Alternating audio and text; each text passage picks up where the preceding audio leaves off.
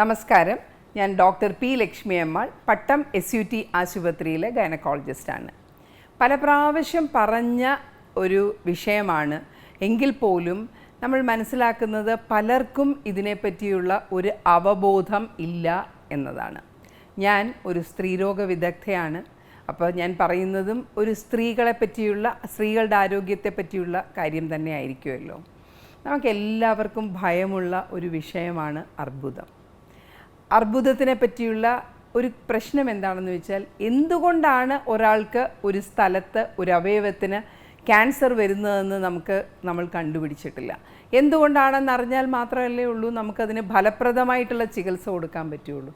പക്ഷേ സ്ത്രീകളുടെ സെർവിക്സ്, അതായത് ഗർഭാശയ മുഖത്ത് വരുന്ന ക്യാൻസറിൻ്റെ കാരണം നമ്മൾ കണ്ടുപിടിച്ചിട്ടുണ്ട്. അത് ഒരു വൈറസാണ്, ഹ്യൂമൻ പാപ്പിലോമ വൈറസ്, അതായത് HPV വൈറസ് എന്ന് പറയും.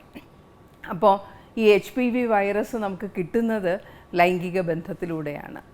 നമുക്ക് ആരോഗ്യപരമായ ലൈംഗിക ബന്ധം, അതായത് കല്യാണം കഴിച്ചതിന് ശേഷം ഒരാൾ മാത്രമായിട്ടുള്ള ലൈംഗിക ബന്ധത്തിലൂടെയും ഈ HPV വൈറസ് നമുക്ക് കിട്ടാം. കാര്യം അത് എല്ലായിടത്തും ധാരാളമുണ്ട്. 200 വിധത്തിലുള്ള HPV വൈറസുകളുണ്ട്.